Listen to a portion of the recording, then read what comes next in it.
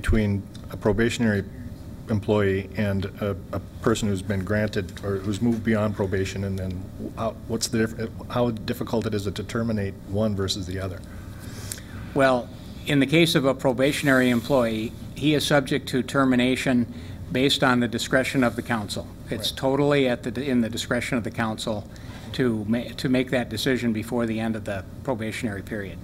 After it's been completed, then there's a different standard that applies. It's a for-cause standard, and then the city would have the burden on a discharge to show that the for-cause standard had been met, similar to a labor contract. How would a contract apply? How would language, say, for instance, we'll take Mr. Murphy as an example. He's got a 2-year contract. At the end of 2 years, we can decide whether to renew or not. And that's really the only stipulation? Yes, I'm sorry, I'm not as familiar with Mr. Murphy's contract, but the contract then, if there were a contract, then the circumstances for termination would be governed by that contract, whatever the standard of the contract was. But that's not the case for Mr. Lanning. At this point, because he's still on probation. That's right. Okay, but let's just say we offered him, just like we offered Mr. Murphy a contract. It extends, it goes to a certain length of time, and then at that point, say it's a year, 6 months, 2 years, whatever. At that point, is it subject to the same kinds of scrutiny that you were talking about when it comes to firing for cause, or can we just not renew the contract? Well, I think what you're asking, Mr. Mayor, is you could have a contract that was for a set term, but that would have to be a contract that was negotiated with the employee. It would be a two-way deal, a two-way contract. Gotcha. If he simply passes through his probationary period, then there's no employment contract that's in place. Right. Got it. Okay. Mr. Mayor. Yes, Mr. Does that imply then that if, in the wisdom of this body, we decide to give the candidate an offer of a contract, that we could do so provided we did this successfully before December 15th or 16th, right? That would be one of the options that the council had. And if he could accept or reject that contract at that point in time, and the council would then have a contract to deal with for the future. That's true.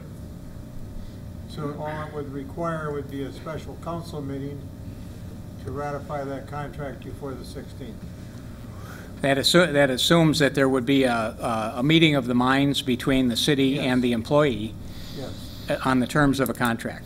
That's true.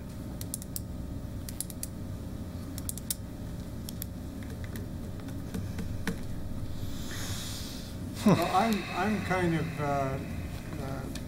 torn here a little bit, the same as Councilman Lang, in that we got an awful lot of he said, she said kind of stuff here that just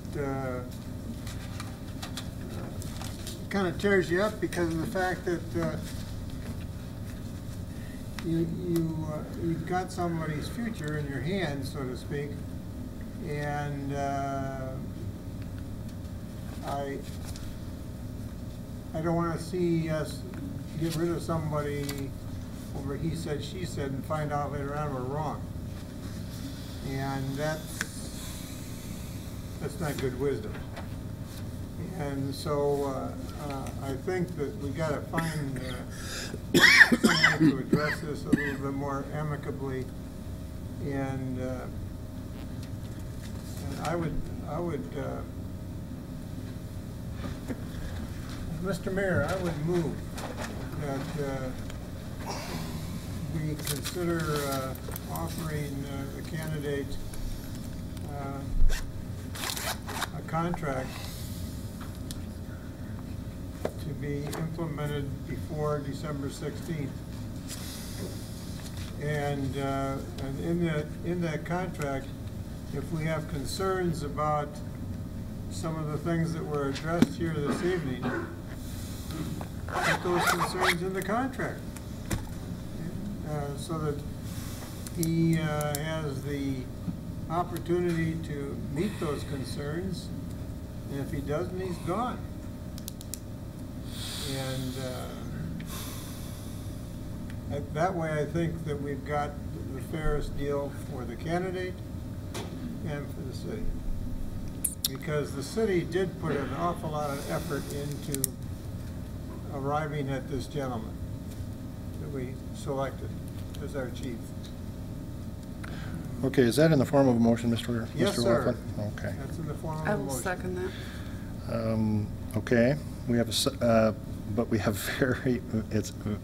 okay, first of all, it's difficult to write contracts from the dais. We're not going to do I that tonight. understand that. No. And Mr. O'Laughlin specified no length of contract, no specifics. I'm going to obviously open up for discussion because I'm discussing, but I'd like to ask Mr. Lefevre, Counselor, if you were going to design such a contract, what kind of stipulations would be in there? Is this kind of boilerplate stuff? Is it easy to do? Is it unique, different? What? Well, I would say this is a unique type of contract that you're discussing so far. In my experience, I mean, the chief is already subject to his own job description, the orders of the department, the personnel policy of the city. Those are rules which already apply to him. So if you're talking about drafting more specific requirements for an employment contract, I think that would take some work, and also it would take some agreement by Mr. Lanning, of course. Mr. Mayor? Yes, Ms. Firth. I was part of the council that went through the numerous interview process with the various chiefs. And we didn't take this decision very lightly. We took it with great countenance.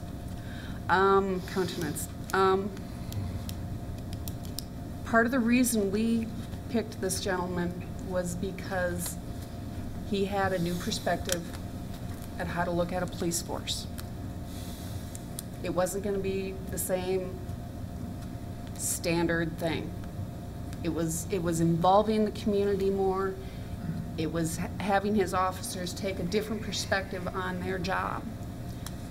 I fully expected him to meet with resistance because it wasn't the standard mode of operation for police departments. I expected that. And anybody else that didn't expect that to happen was only fooling themselves. It's not an easy road to change the mind of an entire department like that. Everybody has to eventually buy into it. Change is not fun, it's not easy, but it happens. I think that change has started. I think he's made good